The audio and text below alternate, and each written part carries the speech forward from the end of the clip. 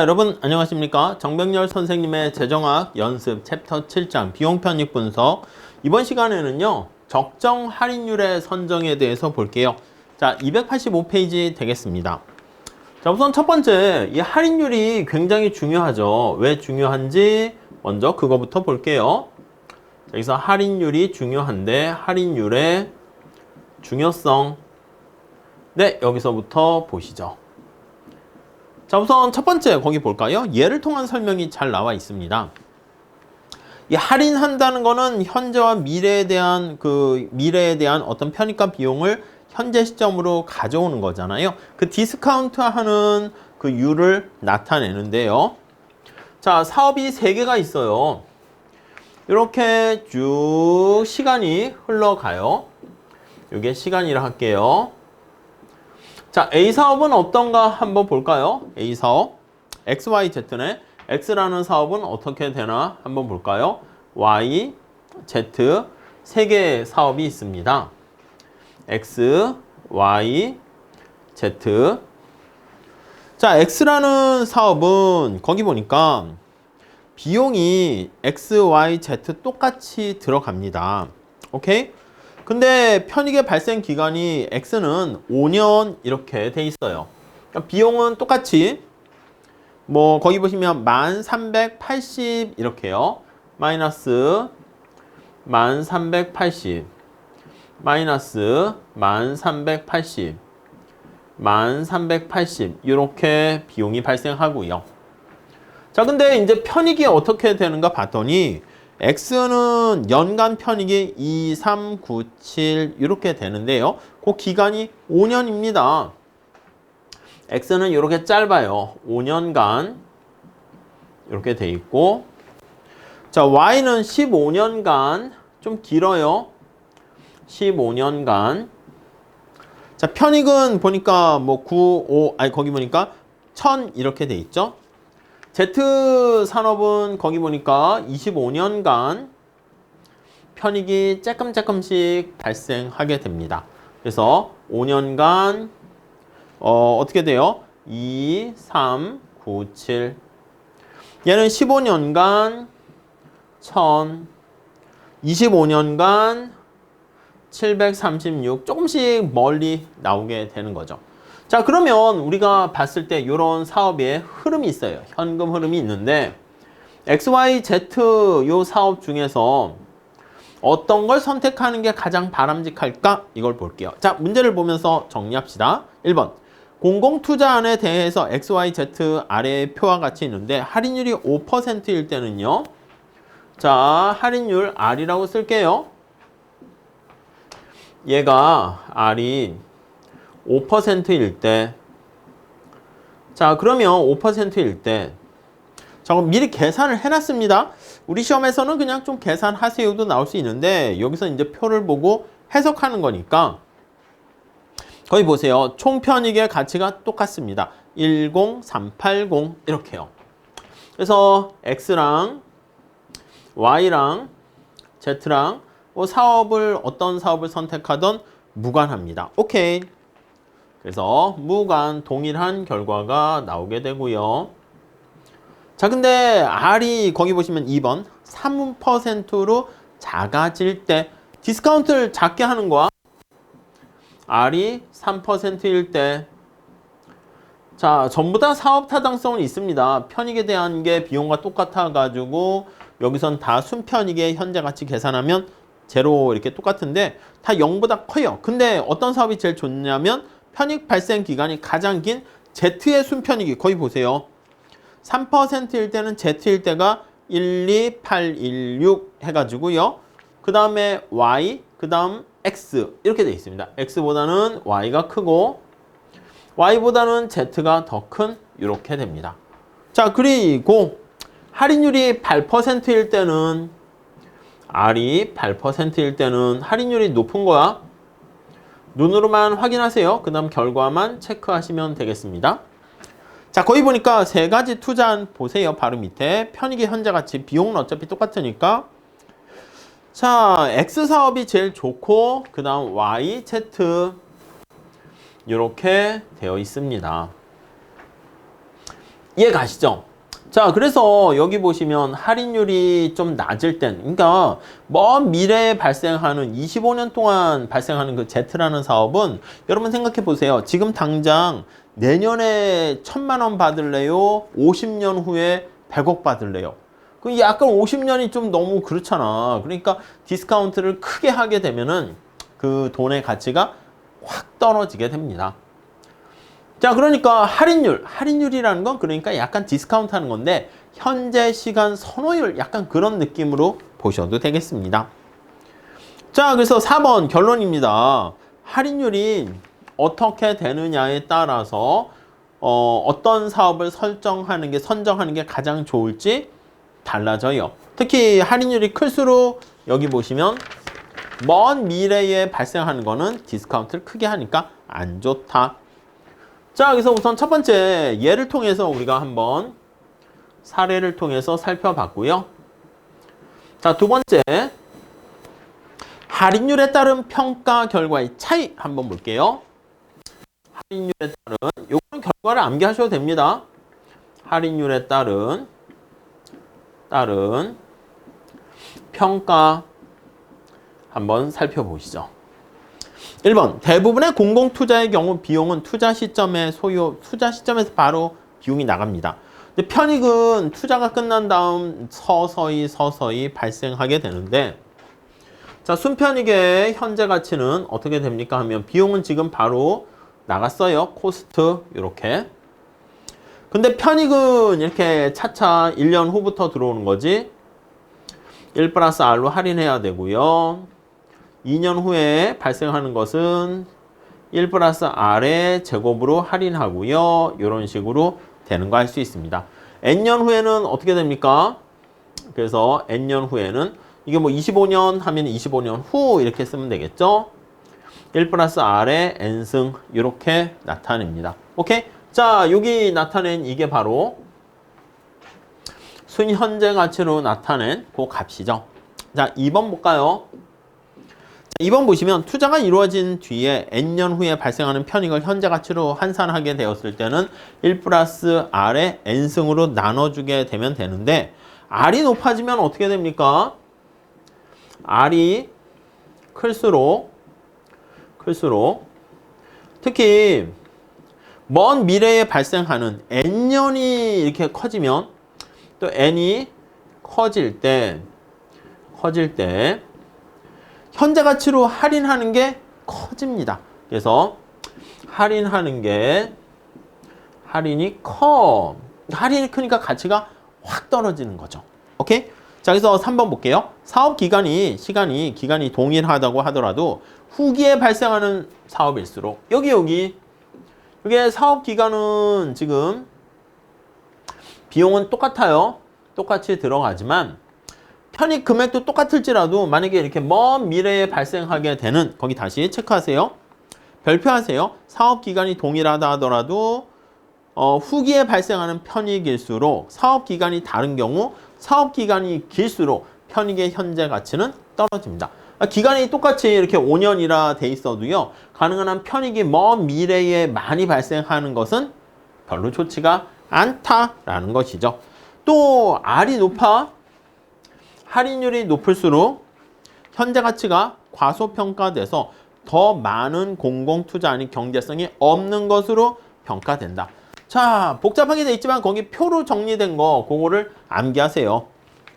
할인율이 높을수록 사업기간이 짧은 게 당연히 좋습니다. 뭐 50년 후에 100억 받는다? 그게 뭐 어떻게 너무 먼 미래잖아. 할인율이 높을수록 초기에 편익이 발생하는 사업이 당연히 또 유리하게 되고요. 기간이 짧고 그 다음 초기에 발생할수록 R이 높을수록 디스카운트를 크게 하기 때문에 그렇죠. 할인율이 높을수록 보다 많은 투자안이 경제성이 없는, 그치? R이 올라가면 어떻게 되겠습니까? R이 올라가면 올라갈수록 이 편익이 이렇게 감소해서 사업 타당성이 없게 될 가능성이 많다. 이렇게 보시면 되겠습니다. 자, 밑에 표 있고요. 5번 나와 있잖아. 그것만 암기하세요. 근데 그냥 암기하다 보면 무슨 말인지 모르니까 살짝 이해는 하시고 암기하시면 되겠습니다. 자, 다음 적정 할인율에 대한 견해. 자, 두 번째는 오케이, 알았어. 미래에 있는 어떤 가치를 현재 시점으로 가져오는데 디스카운트 할인을 해야 되는 거 알겠는데, 야, 할인율 할 때 어떤 거를 사용해야 돼? 적정 할인율은 뭐야? 그 얘기를 하려고 합니다. 1번 민간의 할인율, 그게 시장 이자율이야. 그래서 동그라미 1번에 보시면 자본시장이 완전하고요, 뭔가 시장 왜곡이 없으면 자본시장에서 결정된 이자율을 그냥 할인율, 시간 선호율과 같게 보시면 되겠습니다. 오케이. 그래서 첫 번째 우리가 사용할 수 있는 것은 시장의 이자율. 이게 이제 민간 시장에서 활용하는 할인율. 이걸 그냥 쓰면 되겠죠. 근데 문제는 거기 3번 있는 것처럼 동그라미 3번 조세나 불확실성이나 이런 것 때문에 자본시장이 불안전하기 때문에 이걸 그대로 사용하는 것은 어렵습니다. 그래서 요거는 단 시장에 왜곡이 없는 거와 자본시장이 완전 경쟁적일 때 경쟁시장에서 적용이 가능하고요. 자, 두 번째 사회적 할인율을 또 사회적 할인율 이렇게 있습니다. 할인율. 사회적 할인율은요. 1번 볼까요? 경제 전반의 상황을 고려해서 사회적인 관점. 그러니까 저 앞에 그냥 시장의 이자율은 그냥 사회적인 게 아니라 개인, 그 안에 활동하는 기업, 소비자 다 마찬가지인데 사회적 할인율은 사회 전체적인 관점에서 살펴보게 되는 겁니다. 이렇게 사회적 이렇게요. 우리 외부성에서도요, 사회 전체적인 편익과 개인 사적 편익이 차이가 나는 경우 발생할 수 있겠죠. 자, 다음 동그라미 3번 보시면 상당수의 학자들은 사회적 할인율은 민간의 할인율보다는, 요거는 뭔가 여러분 할인율이 높아지면 이 사업 타당성이 떨어질 가능성이 있다고 그랬잖아. 근데 거기 화살표 거기 나와 있는 것도 마찬가지인데 공공투자 사업 같은 경우는 뭔가 이론 외부성이나 미래 세대에 끼치는 효과나 뭔가 이런 측면이 있기 때문에 가능한 한 적정한 수준을 찾을 때는요, 낮게 유지하는 게 좀 더 바람직하다, 이렇게 볼 수가 있겠고요. 그래서 지금 살펴본 것처럼 왜 사회적 할인율은 낮게 책정하는 게 좋으냐, 거기 몇 개 나와 있습니다. 빨간 색깔 가나다 있죠. 그거 다 별표하고 형광펜 암기하셔야 됩니다. 제목만 하시면 되겠습니다.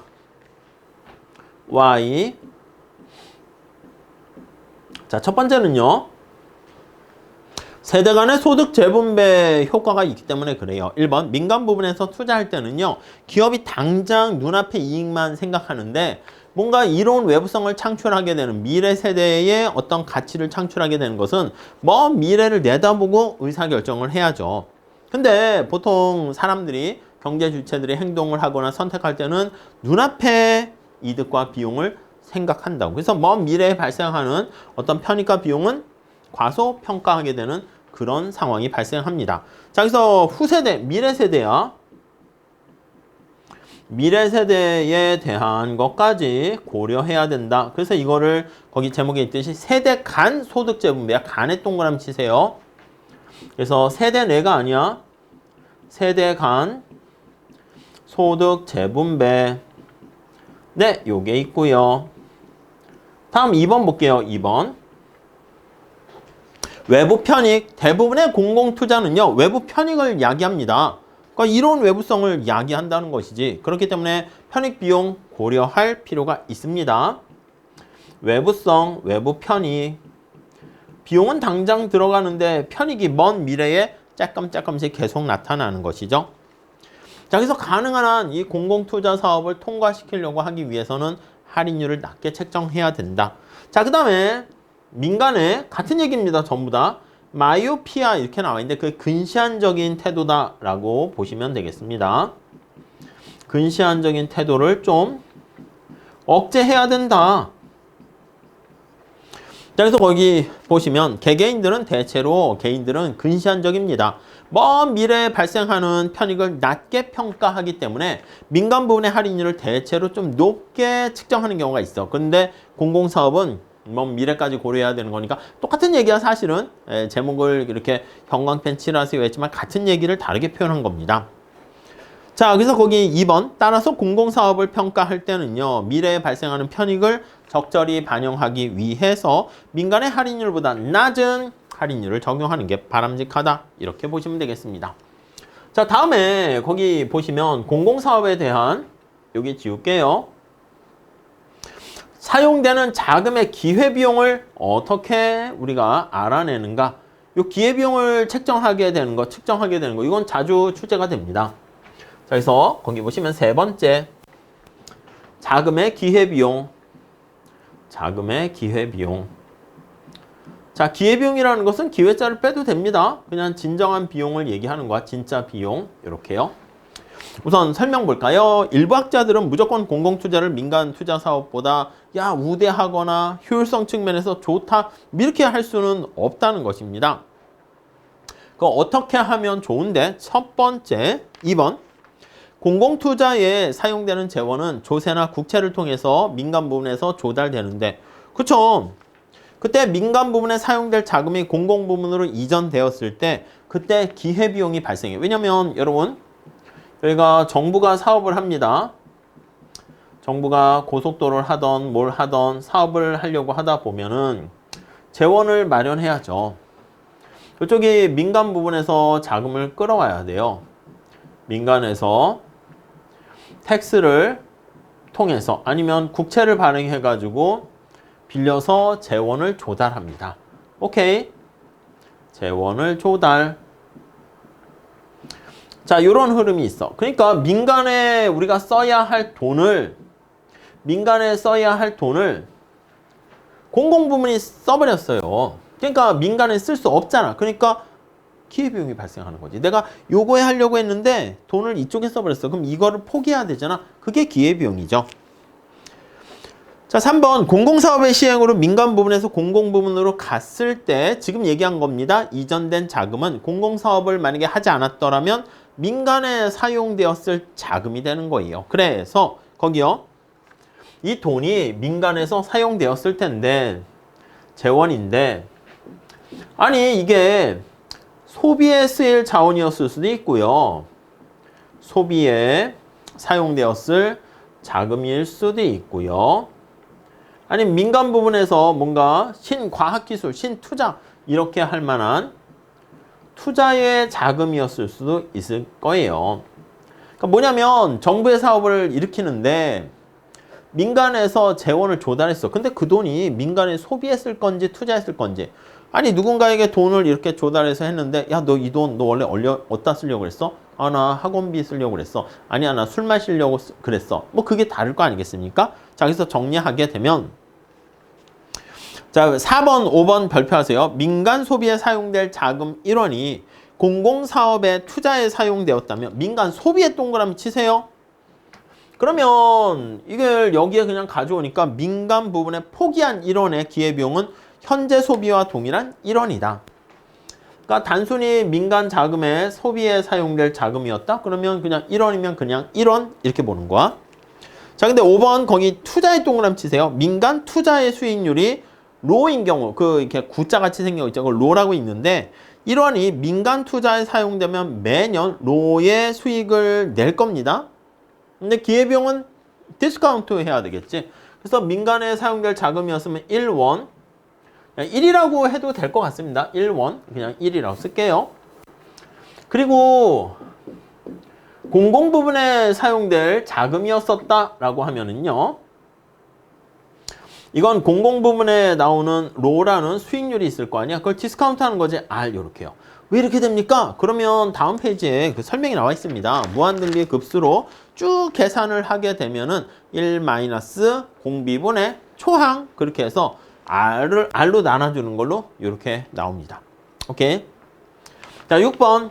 그래서 이 자금을 이렇게 통해서 정부 사업을 일으켰다라고 하면은 자, 6번에 민간에 투자될 사업이었나 아니면은 정부 여기 민간의 소비에 사용될 자금이었냐 그거에 따라서 알파라고 우리 책에는 했습니다. 이 알파는 이 세타라는 게 이제 비율이야.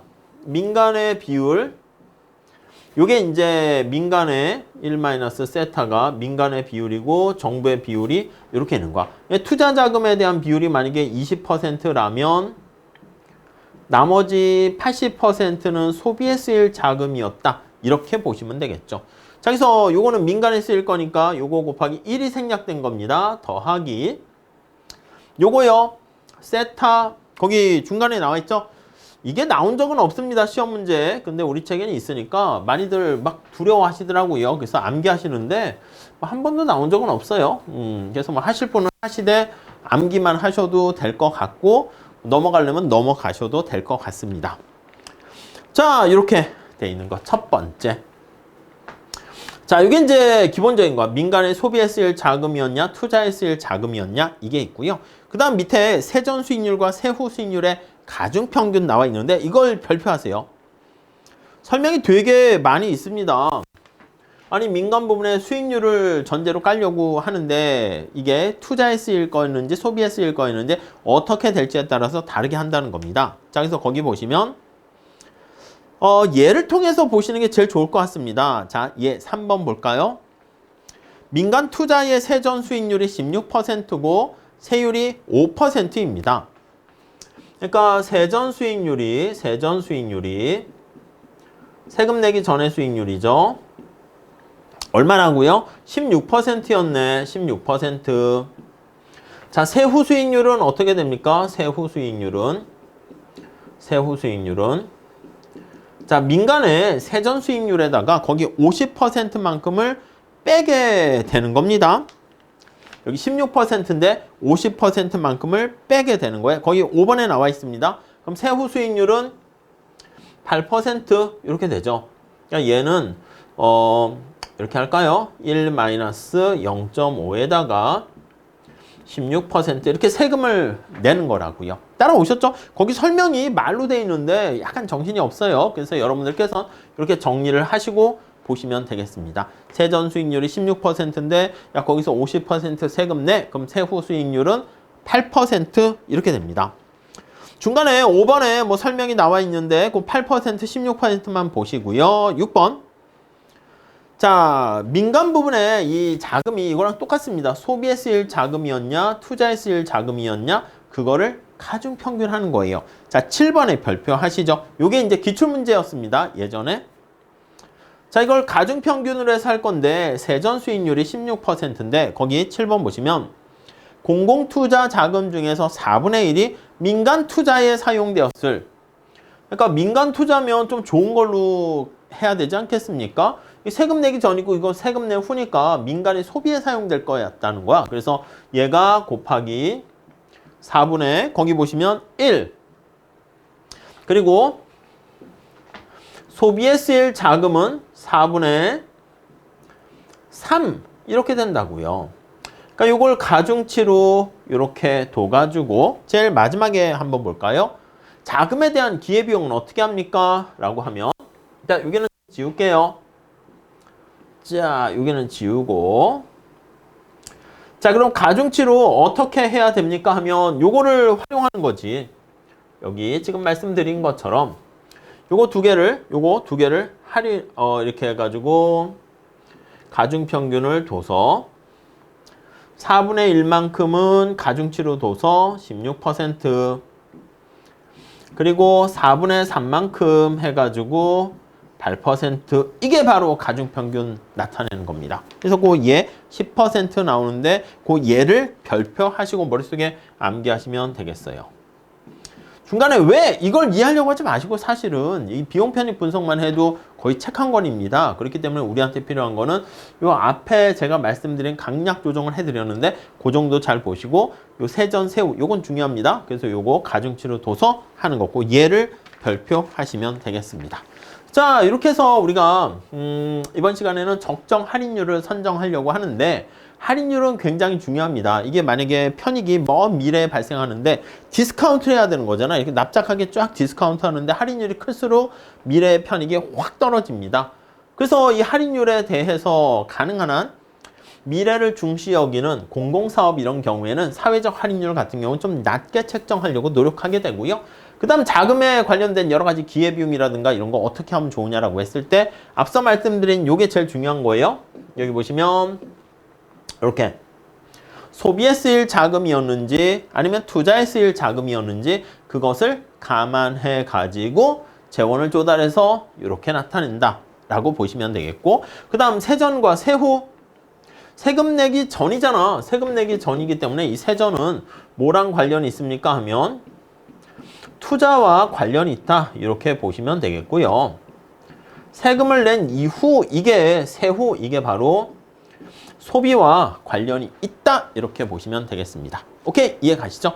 자, 이렇게 정리하시고 다음 시간에는요 위험과 불확실성을 또 비용 편익 분석할 때 고려해야 되는데 어떻게 고려하는가 살펴보도록 하겠습니다. 감사합니다.